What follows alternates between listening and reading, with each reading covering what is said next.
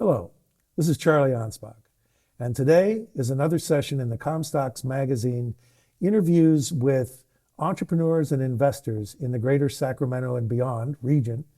An exciting series, really pointing towards a part of the identity of Sacramento that for many years really wasn't as well known as it's becoming today.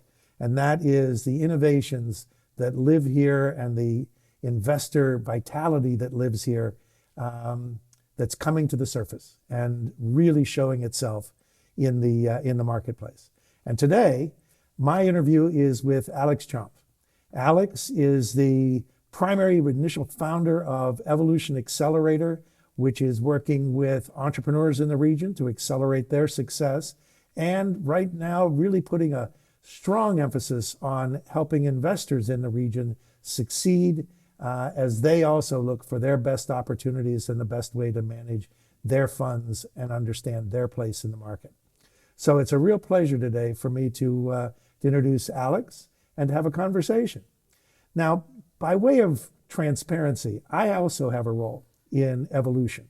And so you're going to be seeing today not just an interview about Alex and how Evolution came to be, what it does, but more of an insider's point of view. It's kind of like, where do you throw all of the things when the company comes? What room do you throw everything when the company comes? I'll be talking about that with Alex today as well. So welcome. And Alex, thanks for being here. It's an honor. It's an honor. I'm pleased to be here. I'm pleased to be part of the Comstock's program. I have tremendous respect for Winnie and her team and all the work that she's done, and it's an honor to be here. Let's chat. Let's chat about Let's chat. First of all, Evolution. Just tell everybody right now what Evolution does and how far you are along in the creation of and the moving this organization forward. Sure.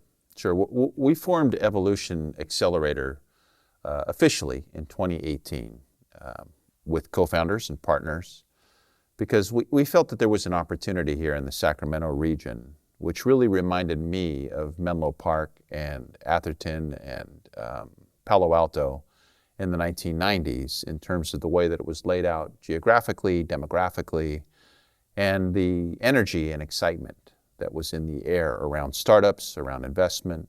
We have some really top-shelf universities in our community, particularly UC Davis, which I think is extremely well-positioned for the problems of the next century. So where the problems of the last century, particularly when we think of Silicon Valley, might have been more related to high tech, what we really see coming here in the next century are energy, food, water, air kinds of problems of sustainability. How are we going to live on this planet together? How are we going to continue to grow as a human species? What are we going to do to advance our cause without destroying our home? And we think there's a really fantastic opportunity here in this region in particular.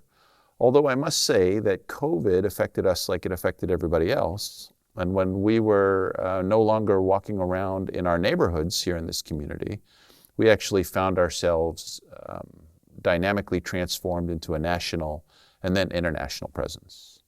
So Evolution today has been working for a number of years with entrepreneurs through a program of coaching and connections and capitalization to help them bring their ideas from, to bring their corporations from idea through early seed funding, early pre-seed funding, seed stage funding, to really get their businesses down the road in terms of actual success, right? So we work with a lot of early stage entrepreneurs who are at the idea stage, maybe even pre-formation, certainly pre-capitalization.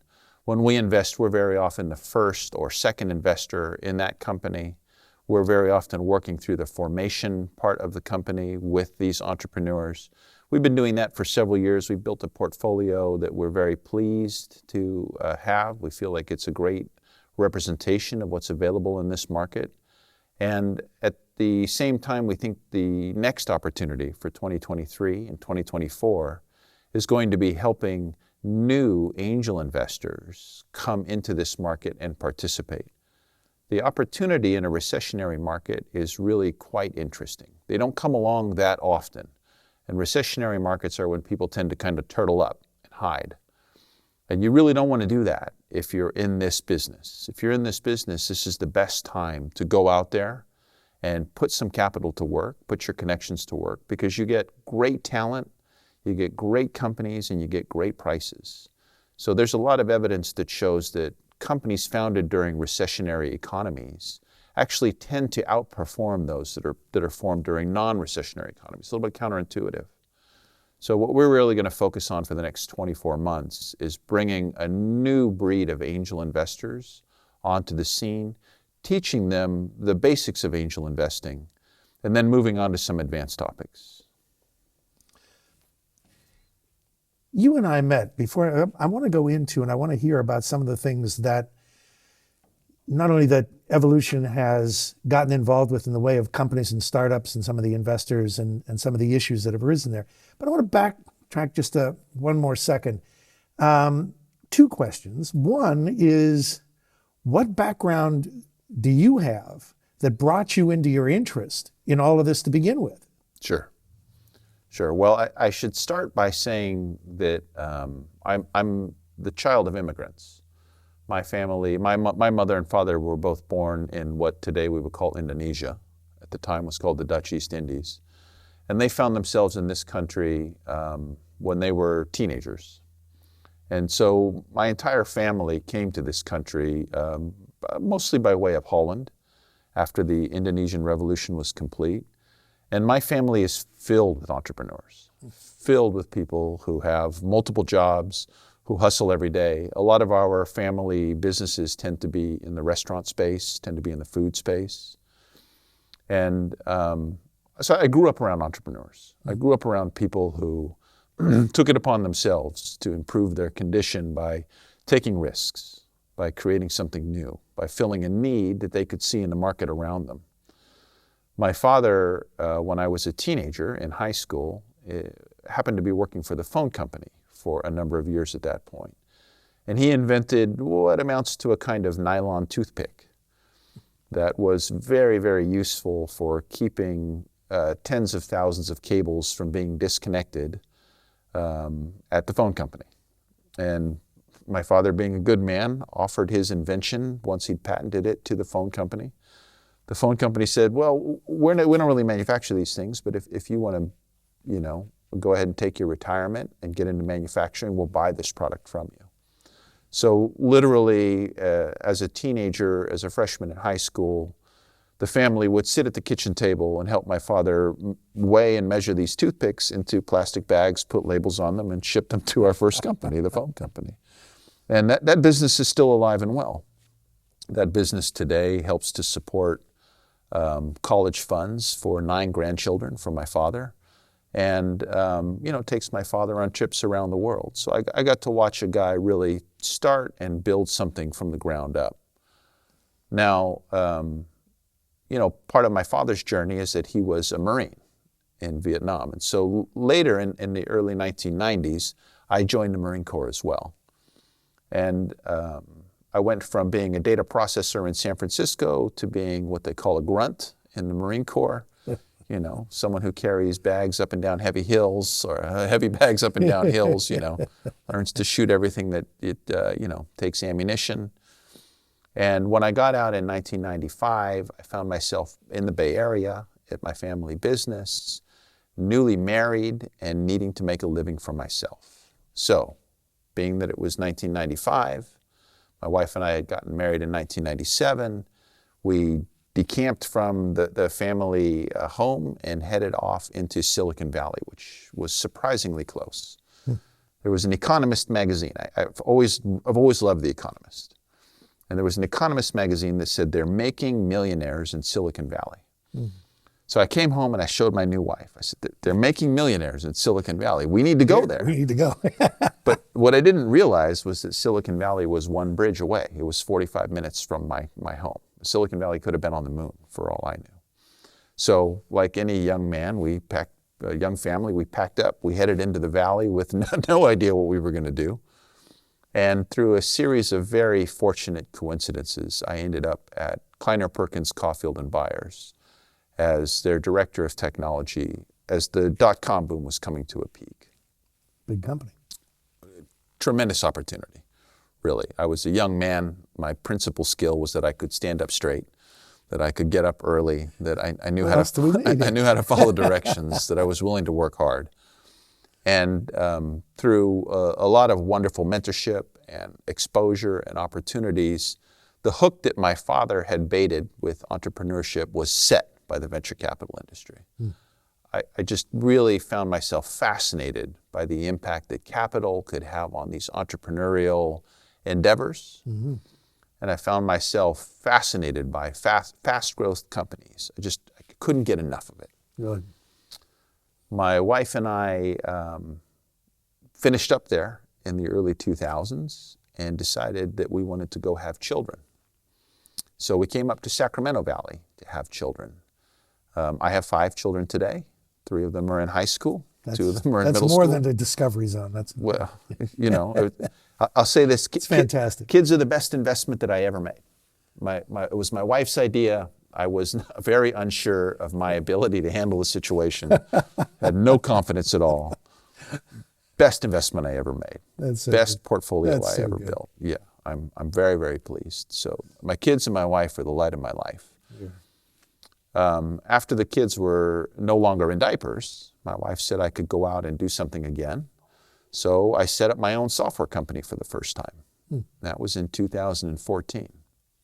And we raised a couple $100,000 from friends and family, and we made every mistake in the book. Every mistake you can make. We over-engineered our product. We failed to understand our go-to-market strategy. We built something that we were sure was going to be really interesting. And by 2017, we had a great architecture and no market. And ouch. Yes. Yeah, it's just the truth. It's just, let's be honest about it. And so through another happy series of coincidences, I ran into a gentleman who had deep insights into an industry that was just becoming legal in California, the adult use cannabis industry. And together we co-founded a company called NatureTrack. And NatureTrack has gone on to provide something in the neighborhood of about $2 billion worth of risk management for financial institutions that want to handle what are called high-risk depositors. Oh, yeah. And in that journey, in 2017, we also established our first family crypto fund. And that was a real experience. And what was happening was that friends were coming to me and asking me about how to raise funds for their companies. And so I was helping friends, and I was doing it more and more every day. And I decided that given where the regional economy in Sacramento is, as I've mentioned, I think UC Davis is uniquely positioned for the problems of the next century. Sacramento State is a great university. Sacramento is a very innovative place. It has a very active angel community here that a lot of people don't know about. That's part of an identity that really very few people associate with Sacramento. And you started to see this from a perspective of, I've seen this before. That's right. And then you started noticing ingredients of it here? Absolutely. Absolutely. Yeah, the thing that really characterized Silicon Valley in the late 1990s was the congeniality, the collegiality of the relationships that the investors had amongst themselves. All of the principal investors that I worked with, and I worked with many of them as a technologist, they knew the other investors in their community, and many, many deals got made on handshakes. Many, many deals got made based on relationships and networks. And that changed over time. But in the 1990s, it was really a case of a deal would get passed from one investor to another. People would make a handshake. They'd put some money in, and suddenly you'd have this great company on your hands. And I saw that same dynamic happening here in the Sacramento region, in the capital region. And it was partly stuff that I was involved in, but more generally, I could see in the community that people were all within 1 or 2 degrees of one another. And I thought it would be a really great chance to create a brand and to involve my friends and to bring a community together around the idea of helping entrepreneurs to succeed, not just with capital, but with connections and with coaching. And that was the birth of Evolution. So I got together with quite a few friends, some SAC angels, and we put the money and the time together to make Evolution. And Evolution has now really taken on a life of its own. It's something that I'm pleased to be a co-founder of. I'm honored to be the executive director of, but it's not me. It's a team effort. There are a lot of people involved. We've helped so many companies and built such good relationships over the past several years that this thing has a life of its own. Now, you and I first had a conversation. We met, really, sitting across the table from each other, coaching the executives of nonprofit corporations on how to scale. And I was taken by the quality of the things you were saying, and you liked something that I had said. And we ended up meeting each other afterwards, basically saying that. I really admired what you were saying. And we ended up chatting, but the one thing that you and I talked about that we found a common thread on, and I'm curious just how it's playing out today. The thing that we both found vital and important and attractive in doing business was honesty, integrity. That those were critical elements that you brought up, but we both resonated and talked about. Where do you see that and what Evolution is doing and your selection of who you work with and how you get involved with company leaders and investors now? Yeah, that's a really good question. I remember when we had lunch at the Purple Place. That's right. Over in El Dorado Hills on Green Valley Road, which is tragically gone. One of the great restaurants of the community, just closed this year. And I remember when we met at Social Venture Partners, right? And that, Social Venture Partners is a nonprofit that helps other nonprofits operate in, as you mentioned, a scalable way, using some Silicon Valley logic. And that was actually launched by, again, friends of Evolution, Jack Crawford, a few other people. And, when we sat there and we talked, we resonated on a couple of different levels, right? I think integrity had a lot to do with it. Honesty had a lot to do with it. Being real about your situation, because nobody's perfect. And particularly when you're dealing in this part of the business, pre-seed companies, everything is so liquid, so free-flowing, that there are no contracts that bind people typically at this level of the business. So what really you have to concentrate on is the quality of the person that you're working with and the value of their word as well as the value of your word. And I'll go one step further, Charlie. I think one of the things that really defines Evolution and the ecosystem that we're part of is this idea of service. So it's not just integrity, it's not just honesty, but it's having a heart of service. Sure. It's waking up in the morning with the certainty that you have something to contribute to the people around you, to the companies around you, to the investors around you. And it starts with being willing to serve. Through service, you create everything that is of value here. Integrity is the framework that allows you to build on that heart of service. I think it's very important. It's very important for me from a variety of perspectives, but I appreciated it then, I appreciate it now. All right, now that you've set the stage and you're starting to get involved with companies, first of all, what kind of companies were you drawn to? Were there any lines? Were there any boundaries at the beginning of Evolution and who you selected to work with? And then what were some of the companies that you started out helping? Sure. Well, when I started, the first thing I did was I cast a wide net. So I worked with Patrick Bumpus of Impact Venture Capital. Patrick is one of my first partners in this endeavor. I worked with Marcia Rogers, who is today the Director of Operations for Evolution. I worked with Monique Brown over at the Haney Group. And we thought together about what evolution could and should be. And we didn't set too many boundaries. We knew we had a regional focus. And as I mentioned, that regional focus was expanded to national and then international concerns, principally by the fact that COVID drove us all inside and off the street. Yeah. But there was definitely a regional focus to it. There were some early co-founders like Matt Lambie and Rich Horan, both members of the Sacramento Angels, both very successful guys in their own right.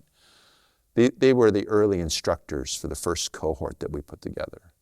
And that first cohort that we put together, we assembled it by opening the gates and inviting people to come in, by saying, hey, we want to do something here. We want to build companies. Do you have an idea? Do you have something that you want to bring to market? Do you have a vision, a passion that we can help make real? And we got all kinds of companies in that first cohort. Cindy Dolphin from Keeley Medical Drains was one of our first medical devices.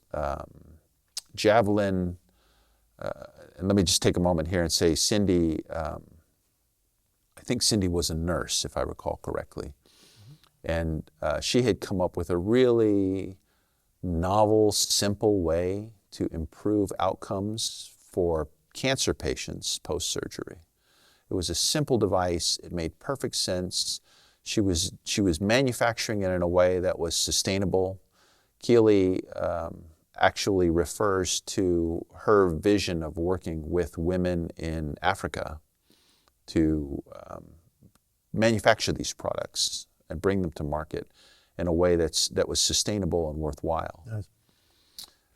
Boston Bond of Javelin Concepts. I met Boston, I think I was sitting in at a Sierra College, if I remember right. It was a Sierra College entrepreneurs class, and I was just there to try to offer some mentoring if it was going to be helpful. And then this fella who had been out of the Army Rangers for 6 months came down and stood in front of the group and said, I've developed a new way to roll out body armor so that it will work much more efficiently, that it will protect the warfighter. It'll allow the warfighter to be treated with battlefield wounds. And as a guy who had worn body armor and learned to hate it, I was so impressed. I threw my hand up. I said, Boston, I have to know more. And these are the kinds of companies that we initially got in our first pass through. Plus, as you know, I know Boston, and he is a rock. Yeah. It's one thing to notice a good product. It's the other thing to notice a good person, and that this person's going to follow through.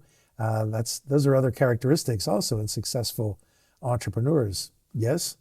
100%. 100%. Both of these examples and the others that we worked with during those early phases, one of the things that really put them above everybody else was that sense of integrity, that sense of service, that sense of selflessness, and the devotion to a purpose, to a cause that was worthwhile. These are the things that animate us and that cause us to really have, what's the right word? Excitement, passion for the project. And later on, we became more focused on some narrower niches. Today, we tend to deal with a lot of fintech. We have another medtech company, as a matter of fact, in this building that we're in today, Fractura. We just talked to Jeff Scraber, who has invented a new way to treat burn victims and improve patient outcomes. He's also invented a new way to handle fracture reduction, what I call fracture reductions, or, what's the right word? Allowing doctors to treat fractures without surgical interventions. So it's the technical term is a fracture reduction. So we found ourselves dealing with fintech, some high-tech stuff, some med-tech stuff. But what I'd say I'm excited about as an investor and an entrepreneur myself is this idea of decomposition. So when I look back over the last 25 years, let's say, and I'm going to hold one of the portfolio companies of my, I guess you could call it my alma mater, Amazon. Amazon decomposed logistics. It used to be in the 1990s, if you wanted to be in the logistics business, you had to have a fleet of trucks. You had to have a lot of infrastructure. You had to have a lot of capital. And over time, Amazon has demonstrated, right along with Uber, DoorDash, and too many other companies to count, that logistics through technology can be decomposed to 4 wheels, an app, and an hour of free time. That's very exciting. I really like the way technology decomposes big monolithic problems. Fintech is decomposing the business, the banking space, right? Financial technologies are taking services and products that you used to have enormous amounts of capital and tremendous networks to be able to deliver. Now you can deliver those things through an app. You take a look at the entertainment industry. It used to be that if you wanted to film something like this, if you wanted to have a worldwide stage, you needed to have a production studio, you needed to have a distribution studio. Now you can go ahead and do this with TikTok in 15 minutes. And if you're good at what you do, you can be world famous in no time at all. So the decomposition of logistics, the decomposition of banking, the decomposition of entertainment. I like decomposition plays a great deal. I think that's really very exciting. Very exciting spot. Yeah. There's a bunch of questions I'd love to just dig into, but I want to start, and we'll do another session together on digging even further into how an accelerator helps startups and what role it plays really, and get into some of those expectation details and delivery details. But you've made now an addition. It's not a pivot exactly, but you have expanded and focused within that expansion what evolution is doing. And you're focusing now on what do investors need, and how can evolution help support investors looking to start or to refine? Well, in your word, what is it that evolution now is doing in addition to its original focus on helping startups start up? What are you doing now with investors? Sure. And why? Sure. Well, let's just briefly touch on what an accelerator is, right? Okay. An accelerator is a term of art. It's not a legal term. And if you think about it, what it really is it's the little skinny pedal on the right-hand side when you're driving that makes things go faster. And that's what we try to think of ourselves as, a company that helps people go faster. So we think the keys to going faster in the startup world are coaching. And coaching is, I think it's important to work with coaches who are actually operators. I want to be a coach. Why? Because theory is fine, but a couple of thoughts here, right? No plan survives contact with the enemy intact. And in the words of one of the great leaders of the world, plans are nothing, but planning is everything. Both of these are ways of saying that when it's time for the rubber to hit the road, things are going to change. You're going to have to make adjustments. And if you haven't been there yourself, then it's very difficult in my mind to provide that really high quality advice to new entrepreneurs. Okay, if you haven't laid awake at night thinking about how you're going to make payroll. Oh, ouch, yes. If you haven't talked to your significant other about getting a second mortgage on the house so that you can pay for this bright idea that you've got, then I remember extending the credit cards way up. Yeah. Right. If you haven't asked yourself which one of these bills I'm going to pay, because man, the gas tank is almost empty, but I believe in what I'm doing. And again, I'm going to call back to my father here. My father went through so many lean times and made it successful through sheer grit and determination. And then later on, I had the opportunity to do those things myself. And I like to work with operators who have had similar experiences, because I think those experiences are really, really crucial to being helpful to actual entrepreneurs. Okay. Agreed. And in that journey, of learning, because that's what it is. It's a learning experience, you know. And I have a partner, Rodney Farrell, who says, you know, you're always in the middle. You're always in the middle. There's always somebody who knows more than you and somebody who knows less than you. So what you got to do is learn from the people who know more than you and serve the people who know less than you. And Nice. he's absolutely right. He's absolutely right. And that's what everybody at Evolution is. We're in the middle. Okay? There are people who we can help, and there are people that we learn from every day. And the people that we help for the last several years are entrepreneurs. And what we've found ourselves doing is distilling our message for entrepreneurs down to a few things that really make a difference. And having distilled it down to a few things that really make a difference and repeated ourselves again and again and again, we finally decided that we ought to turn that into an automated program that people could take advantage of. And so now we have this program that for $50, people can get the heart of what we're trying to teach. We used to give it away for free, but you know, we had to learn that lesson that people only value what they pay for. So if you're interested in what it is that we teach, we would encourage you to find out. If for some reason $50 is beyond your reach, don't worry about it. Let us know. We'll send you a code. You can have it for free. We would never hold back knowledge for money, okay? Knowledge belongs to the world. What we've also decided is that it's time to turn our focus to teaching investors. Teaching investors, because... Did something happen? Well, I found myself surprised by how many people are interested in supporting startups and don't know how to do it. Really? I did not know that because, you see, I am from Silicon Valley. I am from California, where everybody's used to being in the startup lifestyle. Everybody thinks that being around startups is a normal, everyday occurrence. And what I've actually found over the last year or so is that there are so many successful individuals, entrepreneurs, typically they're entrepreneurs, who have created something really worthwhile that the world values. And that value has accumulated in their personal holdings, and they want to pay it forward. They want to help other entrepreneurs get started, but they don't actually have any insights into how to do that. And that's because most companies never take on investment. By far, the bulk of companies never take on outside investors. And so that means there's actually a relatively thin layer Small of people group, sure. who know how to invest.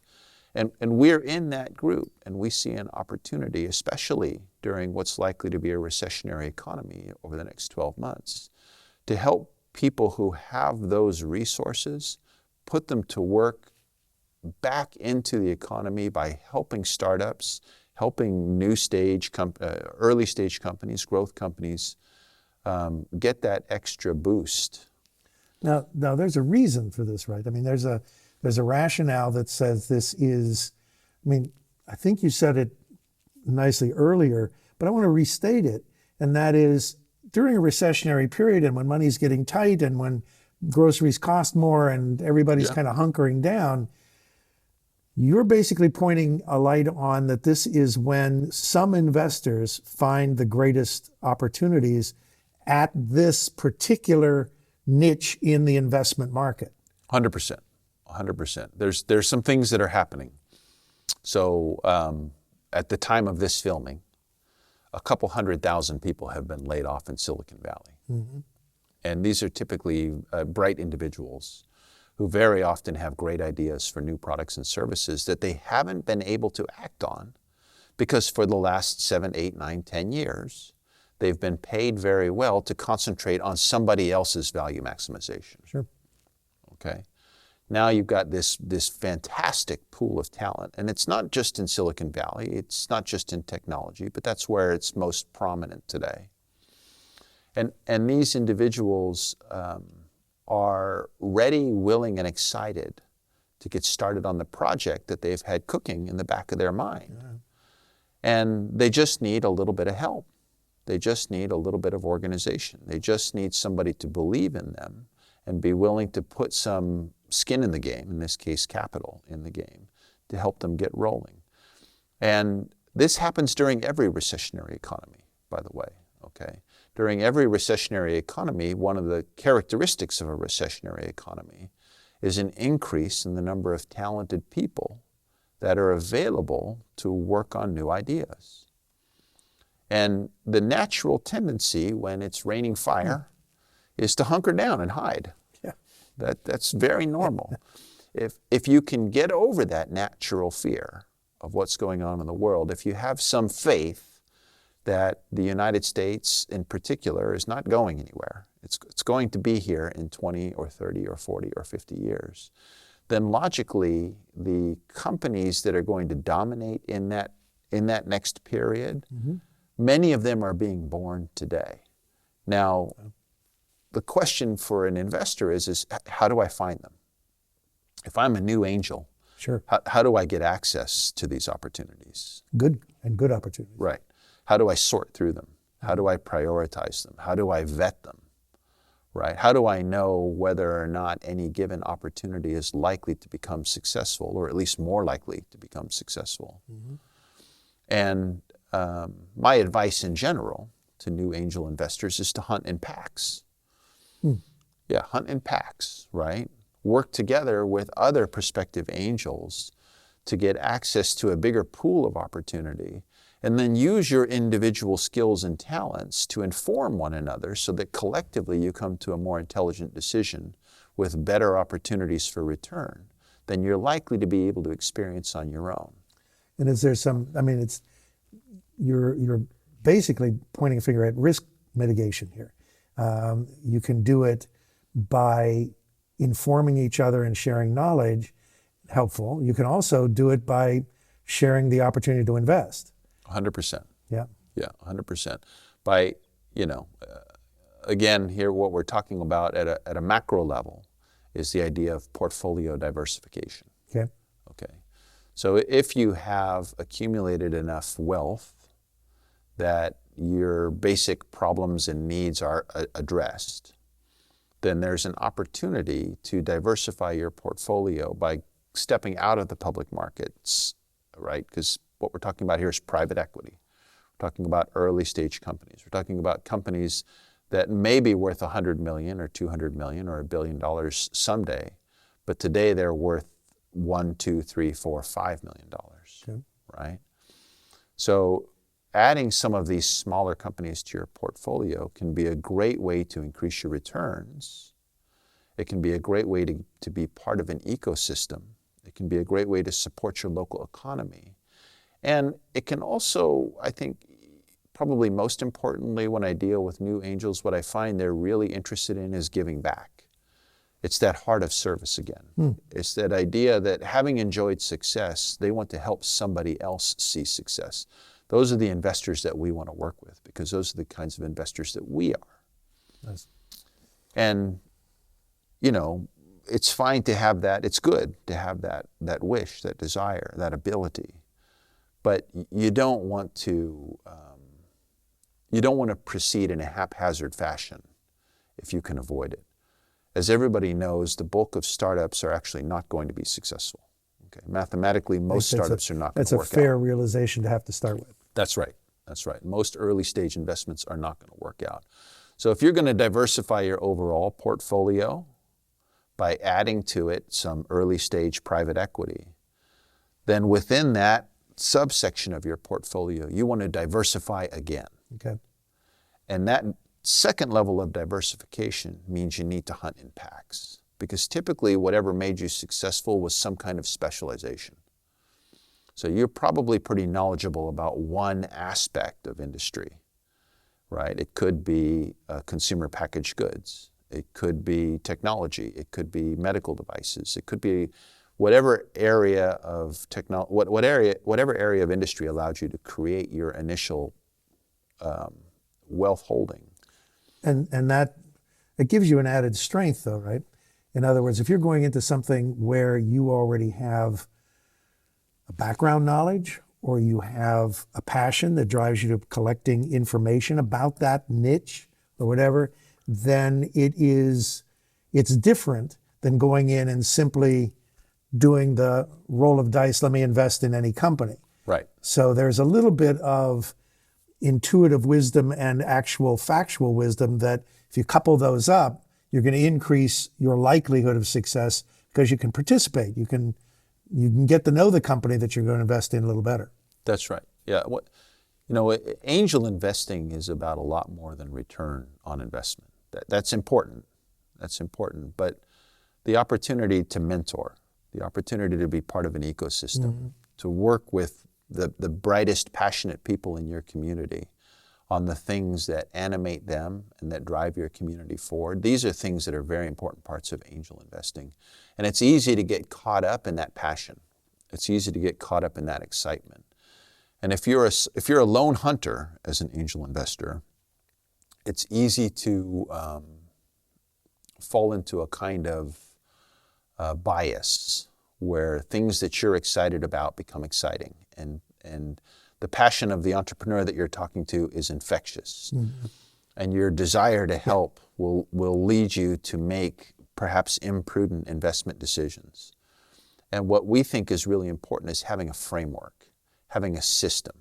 So what we're doing is we're taking the same system that we taught to entrepreneurs for how to be in the top 20% of the companies that are out there fundraising. We're just taking that and we're flipping it over, and we're teaching investors now how to identify the top 20% of the opportunities that are in their bailiwick. Okay. And then by bringing angel investors together, we're giving them the opportunity to share the investments that are available in their collective portfolio, as well as the wisdom and knowledge that each angel investor has with respect to a particular domain. Cool. Now, Sacramento somehow gave itself an image that first of all, there weren't entrepreneurs in the area, and you're finding, of course, that's not the case? Not at all. Similarly with investors. Again, a popular impression that I've run across is that, there aren't that many people here in Sacramento that, or in the region around us, that want to do early stage investing. They're investors in a wide range of companies, all that you would often associate with something in the Bay Area. So there's an urge to say, well, if you had that, you went to the Bay Area.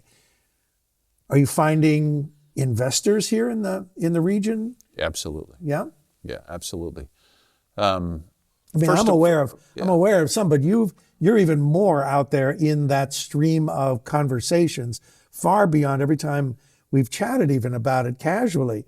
I'm impressed by the network of investors that you link from not only here but elsewhere into a network of interested parties with shared interest. Yeah. Well, let me highlight a few things. First of all, Sacramento. To speak of Sacramento, first of all, let's just focus on that. Yeah. Sacramento is the capital of the world's fourth largest economy. Sometimes it's the fifth, sometimes it's the fourth. It's the largest California is the largest non-national economy in the world today. Okay, we trade places back and forth with Germany for position number 4 or number 5. So Sacramento is not just any city. Sacramento is the capital of an enormous economy. Okay. Sacramento also has some very special characteristics. Geographically, it's pretty well defined. So the geographic definition of Sacramento is pretty well defined. Sacramento also, especially through UC Davis, has top shelf research going on in terms of the solutions for the next century's problem. Okay, so the problems that I see in the coming century are problems of food, air, water, energy, sustainability. How are you going to live on this planet? Mm-hmm. How are you going to be a successful member of the global population? Yeah. Right. This is a non-trivial problem. There are something like 7.9 billion people in the world today. That number is going to continue to grow, and we need to find ways to live on this planet successfully. UC Davis is a very special place as a jewel in the UC system. UC Davis is extremely well known for its innovation in these areas. And that sets it apart from Silicon Valley, right? Not to take anything away from Stanford or Berkeley or some of the other universities in that community, Yeah. but to recognize that you've got agricultural science, agritech, Mm-hmm. right? You've got environmental science, you've got food science, water science. There's a lot happening here that's very, very special.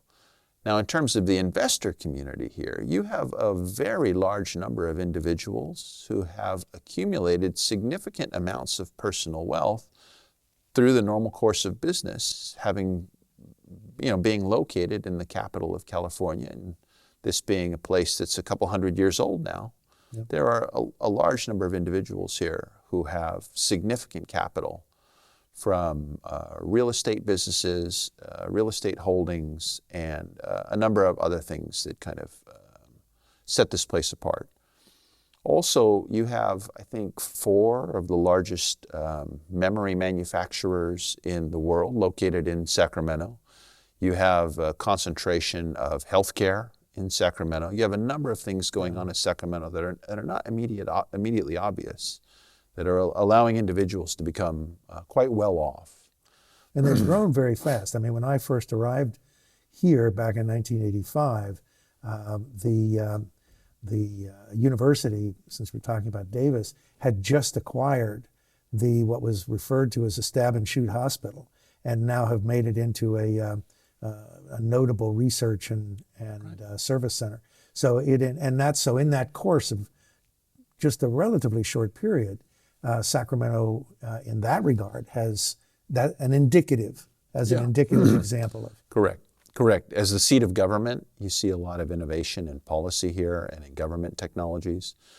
And in terms of, again, come back to angels, I'll call out one particular group, the Sacramento Angels. The Sacramento Angels is a group of about 80 investors that are in this community that are very active, very, very active in pre-seed and seed stage funding. As a matter of fact, they go up into, I'd say, A and A+ funding. Right.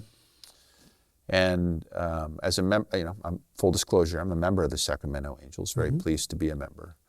And statistically, this past year, I think we may have led California in terms of deal flow and deal volume, according to some of the publications that I've seen. So there's a very active community. Very active. And that's just one group. Here we have Moneta Ventures, which has got several funds underway. We have Impact Venture Capital, several funds underway. I've mentioned the Haney Group, some mm-hmm. business partners. We collaborate with or co-invest alongside all of these groups. And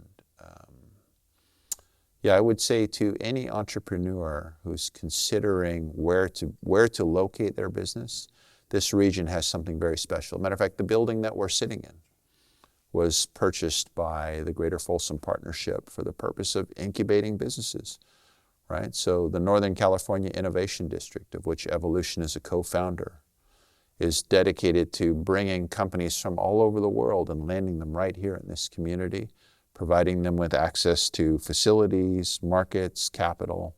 There's a lot happening in this community that is not necessarily obvious on first blush.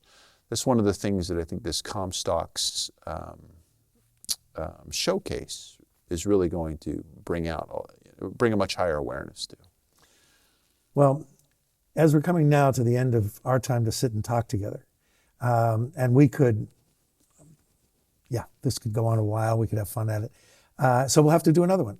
But the upshot of it is, what do you see now as the next steps or the future for investors and entrepreneur development here in Sacramento, and the role evolution that you want to play in it?